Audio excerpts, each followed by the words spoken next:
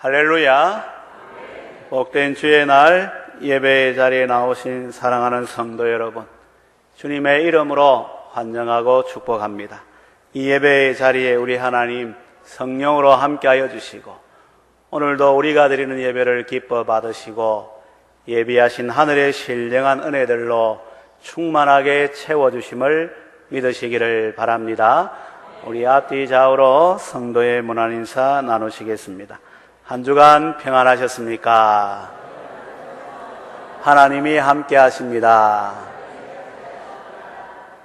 오늘은 믿음에 관한 말씀 세 번째, 믿음으로 더 나은 예배를 드립시다 라는 제목으로 잠시 말씀을 살펴보고 함께 은혜를 받고자 합니다.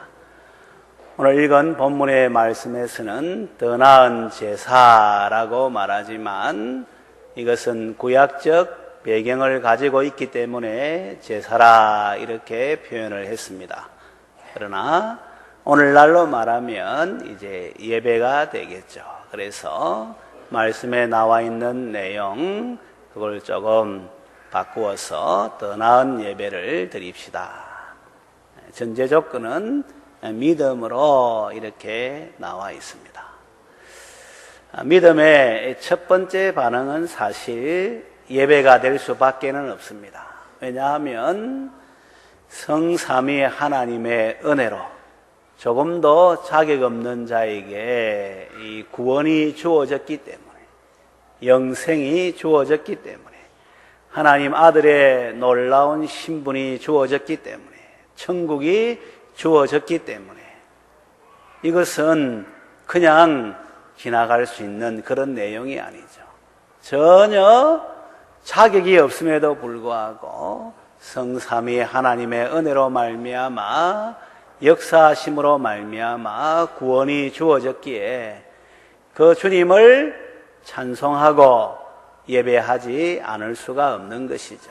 그래서 믿음의 첫 번째 반응은 예배로 나타나게 된다는 것을 우리가 알 수가 있습니다. 실상 성경을 읽어볼 때 이제 에덴 동산에서는 어떻게 보면 우리 하나님과 이 교통하는 것이 마치 죄 없는 가운데 이루어진 그런 모습이기 때문에 모든 것이 예배가 되고 하나님과 동행이 되었음을 알 수가 있습니다. 그런데 에덴 동산에 쫓겨나고 난 이후부터 창세기 4장에 보면 의도적으로 제일 먼저 기록한 것이 그게 바로 가인과 아벨의 예배인 것을 우리가 볼 수가 있죠. 다시 말하면 예배를 통해서 하나님께 나아갈 수 있고, 예배를 통해서 다시금 회복될 수가 있고, 예배를 통해서 잃었던 이 에덴 동산 신라곤을 찾을 수가 있기 때문에, 그래서 이 창세기의 기록자는 성령의 감동하심을 통해서 예배를 먼저 기록하고 있는 것을 볼 수가 있습니다. 오늘날도 마찬가지, 하나님의 은혜로 구원받은 사람은, 또 그 구원의 은혜를 누리는 사람은 우리 하나님을 예배하지 않을 수가 없는 것이죠. 우리 하나님도 이 예배를 받으시기를 기뻐하시고, 이것 때문에 이제 하나님의 백성을 부르셨다 하는 것을 말씀하고 있죠. 이사야 43장 21절에도 보면 이 백성은 나를 위하여 지었나니 나를 찬송하게 하려 함이라. 그러니까 하나님께서 찬송을 통해서, 예배를 통해서 영광 받으시기를 원하셔서 하나님의 백성을 구원했다 하는 것을 말씀하죠. 에베소서 1장 또 3절부터 14절까지는 성삼위일체 하나님께서 우리의 구원을 위해서 일하시는 장면들이 나오는데, 각각 그 일의 목적이 찬송하기 위함이라 이렇게 말씀하고 있는 것도 우리가 이미 살펴보았습니다. 그러니 구원받은 하나님의 백성, 믿음으로 말미암아 구원받은 하나님의 백성이 제일 먼저 반응하는 것은 구원의 은혜를 베풀어 주신 성삼위 하나님을 예배하는 것이죠. 우리 하나님도 이를 위해서 우리를 구원하셨다 말씀하고, 지금도 요한복음 4장 24절 23절 말씀 보게 되면 이런 자들을 찾으신다라고 말씀하고 있습니다. 요한복음 4장 23절 24절 보면, 아버지께 참되게 예배하는 자들은 영과 진리로 예배할 때가 오나니 곧 이때라. 아버지께서는 자기에게 이렇게 예배하는 자들을 찾으시느니라. 하나님은 영이시니 예배하는 자가 영과 진리로 예배할지니라. 이렇게 말씀하고 있죠. 그러니 하나님께서 예배하는 자들을 찾으신다고 말씀하고, 이 예배하는 자 때문에 예수님 보내셨다고 말씀하고, 이 예배하는 자가 부르는 찬송을 통해서 영광을 받으신다는 것을 분명히 말씀하는 것을 보게 될 때, 믿음의 첫 번째 반응은 한번 따라하도록 하겠습니다. 하나님에게 예배드리는 것입니다. 할렐루야. 하나님 앞에 예배드리는 것이 제일 첫 번째 반응이에요. 조금 더 우리가 생각을 해서 말하면, 전도하는 목적도, 선교하는 목적도 우리 하나님께서 기뻐 받으시는 예배자를 세우기 위해서 전도하고 선교하는 거예요. 단지 구원하기 위해서 이런 정도가 아니라 예배자로 세우기 위해서 전도하고 선교하는 거예요. 우리가 성경 공부하고 학습 또 입교 세례 이 과정을 거치는 것도 하나님 앞에 예배 잘 드리게 하기 위해서 그래야 하는 거예요. 우리의 일상생활의 삶의 자리에서 생활하기 위해서 이런 일도 하고 저런 일도 하지만 그 일이 목적이 아니고 이걸 통해서 우리 하나님을 예배하기 위해서 그런 일들을 하게 된다는 것을 우리가 기억해야 되는 것이죠. 조금 전에도 말씀드렸습니다마는 예수 믿는 사람들은 이미 구원을 받았어요.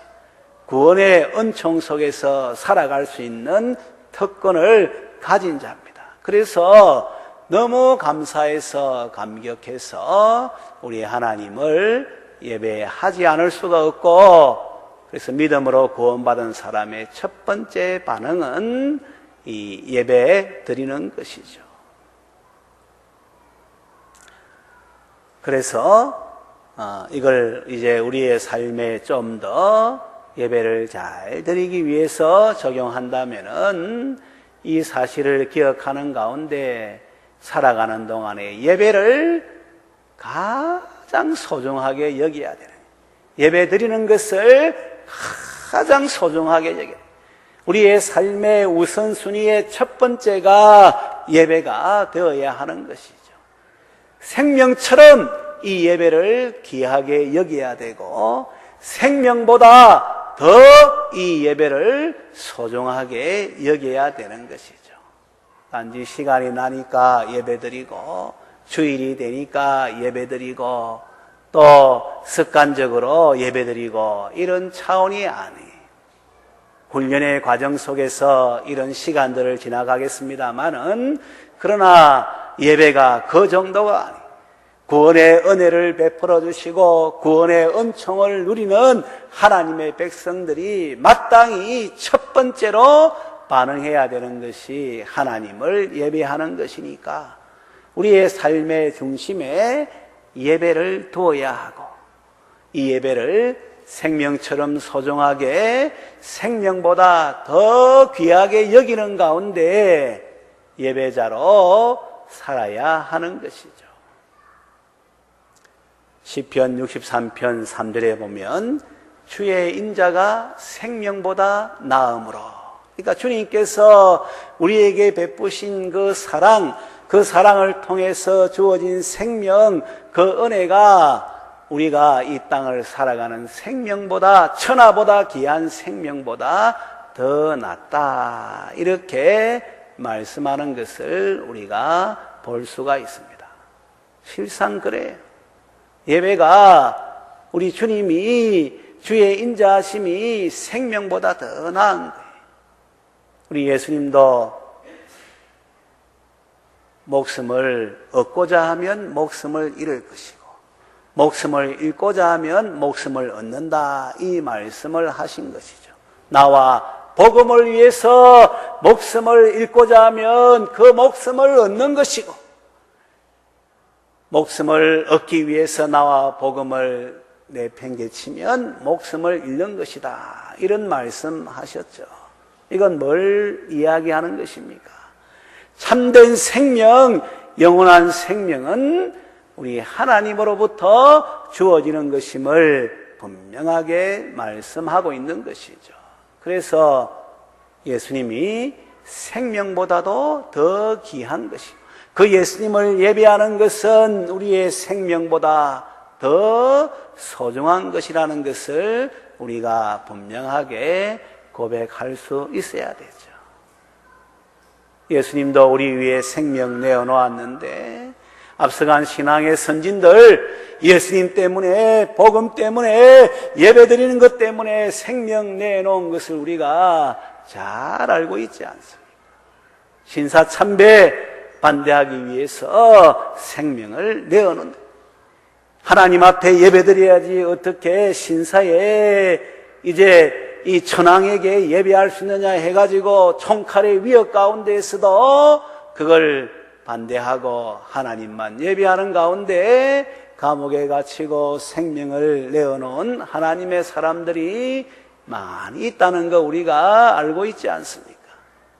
그만큼 예배가 소중하기 때문에, 생명보다 귀하기 때문에 믿음으로 그렇게 반응한 것이죠. 오늘날은 이 예배의 소중함을 점점 잃어버리고 있는 것을 우리가 볼 수 있지 않습니까? 이건 다른 말로 하면 믿음 가운데 굳게 서지 못했다는 것을 이야기하고, 정말 하나님이 하나님의 백성에게 주신 그 은혜가, 구원의 은총이 너무나도 큰데 이걸 제대로 알지 못하고 제대로 누리지 못하기 때문에 그런 모습이라는 것을 우리에게 말씀하는 것이죠. 그래서 오늘 히브리서 11장 4절에 보면 믿음으로 아벨은 가인보다 더 나은 제사를 드렸다라고 분명하게 말씀하고 있는 거예요. 다시 말하면 생명보다 소중히 여기면서 예배를 드리는 자는 다른 자가 아니라, 한 번 더 따라하도록 하겠습니다. 믿음으로 사는 자입니다. 할렐루야. 믿음으로 살면 예배를 얼마나 소중히 여기는지 몰라요.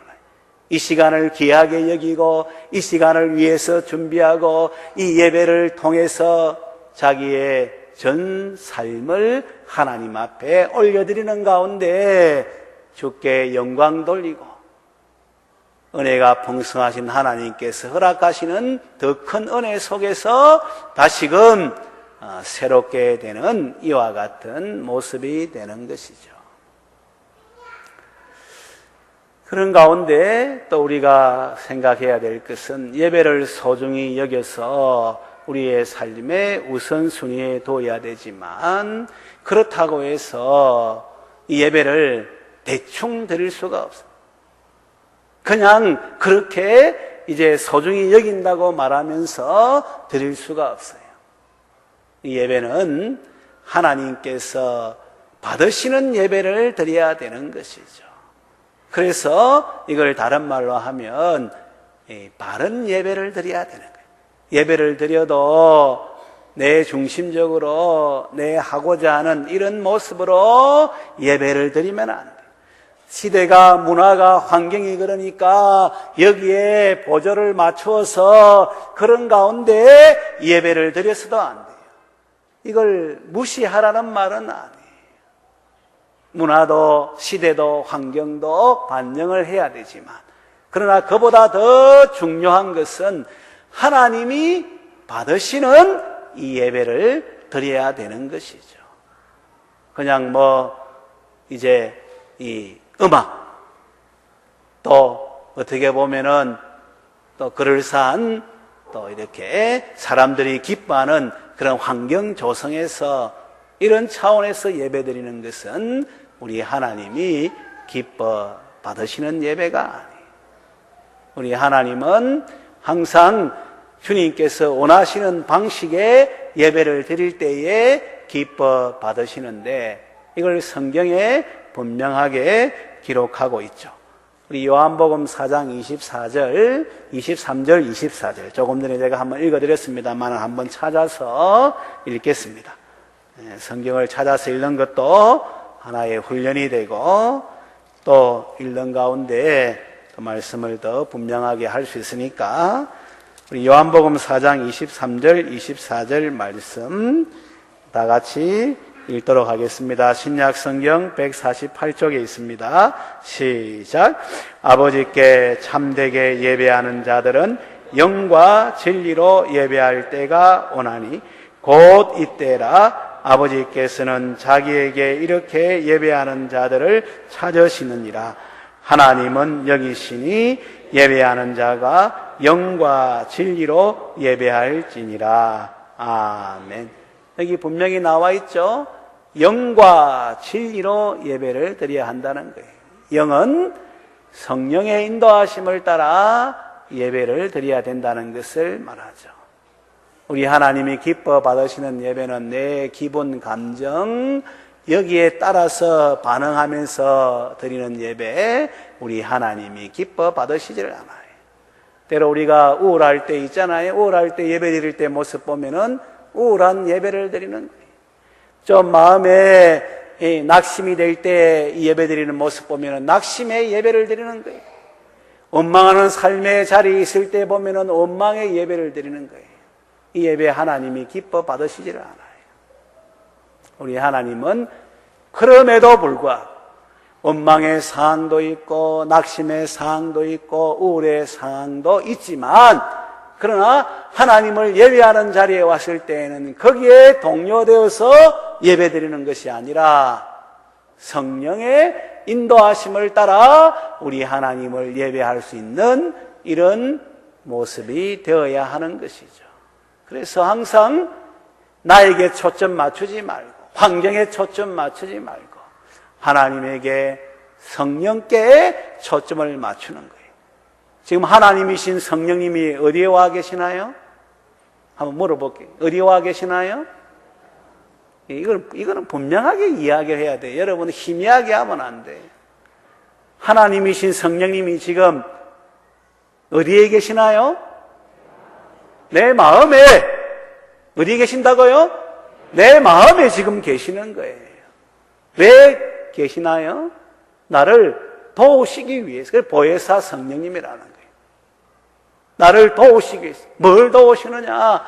삶의 모든 전반을 도우시지만, 그래서 천국까지의 여정을 인도하시지만, 예배 드릴 때 하나님이 받으시는 예배가 될 수 있도록 성령께서 지금 내 안에서 이렇게 인도하시는 것이죠. 예배 드릴 때 그냥 내 기분 감정 따라서 드리면 안 돼. 환경 따라서 드리면 안 돼. 그 가운데에서 성령의 인도하심을 따라 드려야 돼. 그리고 영과 진리로 이래 말씀하고 있지 않습니까? 진리의 예배를 드려야 되는 것을 말하죠. 이 진리의 예배는 다른 말이 아니라 하나님께서 말씀하신 대로 예배를 드려야 돼요. 말씀하신 대로. 우리 구약에 보게 되면 이스라엘 백성들 제사 드릴 때 그냥 제사 드리지 않잖아요. 제사에 규정이 있고 또 절차가 있고 방법이 있고 제물에 그런 이제 모습이 있고 또 수가 있고 다 일일이 하나님께서 규정을 다 해놓으신 번제를 아침에 드리고 저녁에 드리고 또 안식일 날 어떻게 드리고 뭐 전부 다 하나님이 다 규정을 해놓은 거예요. 그래서 이스라엘 백성들이 하나님 앞에 예배할 때는 그냥 예배하는 것이 아니라 이 규정을 따라서 예배를 드린 거예요. 오늘날로 말하면 하나님이 말씀하신 대로의 예배를 드려야 되는 거예요. 그냥 사람들 생각할 때에 이게 좋겠다, 저게 좋겠다. 그래서 열린 예배도 하자, 이게 아니에요, 여러분. 우리가 전도할 때에는, 전도 집회할 때에는, 부흥 집회할 때에는 그렇게 해도 돼요. 그러나 예배는 그게 아니에요. 하나님이 받으시는 예배가 돼야 되는데 그 예배의 두 기둥은 한번 따라하도록 하겠습니다. 성령과 진리로 예배드리는 것입니다. 할렐루야. 주일은 예배드리는 날인데 우리 교회에서 드리는 공식적인 예배는 이 시간 예배밖에는 없어요. 주일에, 한 주일에 공식적인 예배는 이 예배밖에는 없어요. 우리 주일학교도 예배드린다 하고 또 수요일도 주일 오후도 때로는 예배라 이래 말하지만 그건 예배가 아니에요. 그건 모임이고 경건하고 기도해. 우리가 그래 새벽 기도에, 수요 기도에, 3일 기도에, 그 다음에 경건해 이렇게 표현하는 거 예배는 말씀이 규정한 대로 그렇게 드려야 되는데 그래서 성례가 있는 예배가 드려져야 되고 그래서 우리가 드리는 예배의 공식 예배는 이 주일 오전 11시 30분에 드리는 이 예배밖에는 없어요. 이 예배가 이제 온전한 예배가 되는 것이죠. 우리 성도들은 우리 그래 주일 오후에도 이 예배가 아니고 주일 오후에도 장년 모임이라 이렇게 장년 모여서 성경 공부하고 요리문답 공부하고 이렇게 표현을 했지 이 예배는 아니에요. 그러나 우리가 의식할 때 예배라고 이렇게 하지만 정확하게 엄밀하게 구분하면 성례가 있는 예배는 주일 오전 예배밖에는 없는 거예요. 그래서 이제 공식 예배는 이 오전 11시 30분의 예배인데 그 예배의 핵심은 성령과 진리로 드리는 거예요. 나에게 맞추지 말고 시대에 맞추지 말고 사람에게 맞추지 말고 환경에게 맞추지 말고 그럼에도 불구하고 하나님에게 맞추고 성령의 인도하심을 따라 우리 하나님을 예배하고 말씀이 보여주는 대로 예배하는 이와 같은 자리에 있어야 되는 것이죠. 이거는 조금 전에도 우리가 보았습니다마는 믿음으로 이제 반응하는 거예요. 믿음으로 성령의 인도하심, 믿음으로 하나님이 말씀이 보여주는 대로. 그래서 느헤미야 시대에 성벽을 건축하고 그 다음에 이제 이 봉헌식을 함에 있어서 하나님의 말씀을 읽는데 그 말씀을 읽어볼 때에 너무나도 그 말씀과 동떨어진 삶을 살고 그래서 포로 생활하고 그래서 돌아와서 이제 성전도 있고 성벽을 건축했지만 초라한 이 모습 보면서 이스라엘 백성들이 하나님 앞에 눈물을 흘리며 회개하지 않습니까? 그 성경에 우리 느헤미야 8장에 보면은 눈물을 흘리고 회개하는 거예요. 그런데 불사 그날은 나팔절이네. 이스라엘로 말하면 신년절이에요. 그날은 이제 하나님을 예배하는 날이니까 이 에스라도 느헤미야도 명을 내리는데 여러분 슬퍼도 눈물 흘리지 마세요. 오늘은 하나님을 예배하는 절기고 나팔절이고 신년절이니까 오히려 기뻐하세요. 그래서 먹을 것 먹고 사람들에게 선물도 나누어 주고 그런 가운데 기뻐함으로 하나님을 예배하세요. 그래서 우리가 잘 아는 여호와를 기뻐하는 것이 너희의 힘이라 하는 이 말씀이 그 배경 가운데 나온 거예요. 슬프지만 그래서 참으로 하나님 앞에서 회개하는 이런 그런 그 마음을 가지고 있지만 그 시간은 예배하는 날이기 때문에 그렇게 슬픔으로 그래서 회개하는 시간으로 보내는 것이 아니라 예배가 더 소중하기 때문에 한번 따라하도록 하겠습니다. 하나님을 기뻐해야 합니다. 할렐루야. 여러분들이 한 주간 살면서 우울한 그런 상황 가운데 이 자리에 있는 사람도 있을 거예요. 그러나 거기에 매이면 안 돼. 그럼에도 불구하고 우리 하나님을 예배할 때에는 성령과 진리로 마음과 뜻과 정성과 목숨을 다하여 우리 하나님을 이제 높이는, 영광 돌리는 이런 모습이 되어야 하죠. 부모 앞에 갔을 때도 그렇잖아요. 자식이 부모 한번 방문할 때 생활이 어렵고 삶이 어렵고 힘든 이런 모습을 가지고 있지만 부모에게 가서는 그거 내색합니까? 안 합니까? 안 하잖아요. 왜? 부모 마음이 아플까봐, 부모가 더 힘들어할까봐, 부모의 기쁨이 되기 위해서 그 아픔은 내가 감추고 그 부모 앞에서는 즐거운 표정을 짓고 그리고 아무 일 없다 하고 부모 잘 그거 하잖아요, 여러분. 꼭 우리 하나님과의 관계 속에서 말씀을 안 드려도 이게 그런 거예요. 그래서 예배 드릴 때에는 항상 하나님에게 초점 맞추고 성령의 인도하심을 따라 말씀이 보여주는 대로 우리 하나님께 영광 돌릴 수 있는 우리 모든 성도들 되시기를 주님의 이름으로 축원합니다. 예배를 소중히 여겨야 되고 또 바른 예배를 드려야 되고 그 다음에 오늘 나와 있는 대로 본문에 기록된 대로 더 나은 제사를 드려야 돼요. 가인보다 더 나은 제사를 드렸으니 믿음으로 이래 나오지 않습니다.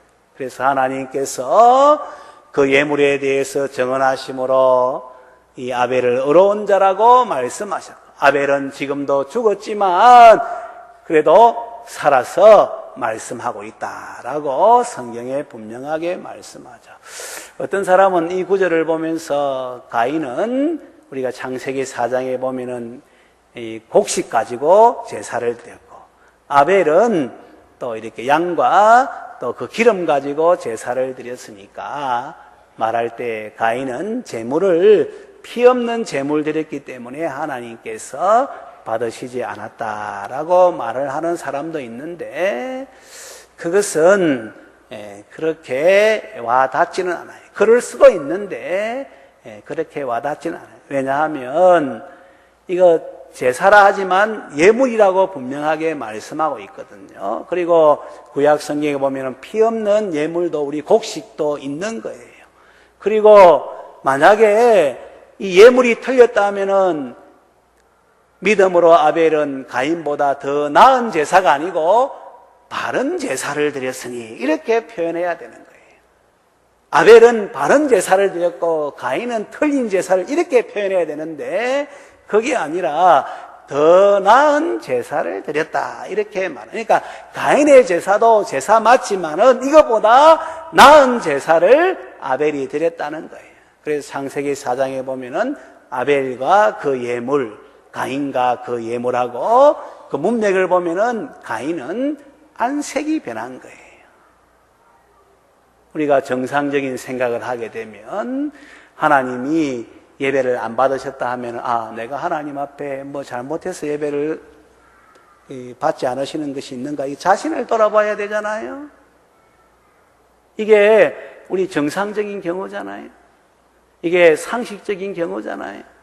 그런데 아벨은 이렇게 하나님 앞에 예배 드릴 때 그 삶을 드리니까 하나님이 받으셨는데 가인은 하나님 받지 않으니까 자기 자신을 돌아보면서 내가 마음의 자세, 태도가 하나님 앞에 합당치 못하다 이걸 돌아봐야 되는데 그게 아니라 안색이 변하는 거예요. 그리고 하나님이 더 나아가지 못하도록 이 안색 변하는 것이 무슨 일이냐, 제가 문 앞에 엎드려져 있으니까 그걸 다스려라 하나님이 말씀했는데도 불구하고 그 말씀은 한 귀로 듣고 흘려버리고 그 다음에는 동생 불러가지고 밖에서 쳐서 죽인 거예요.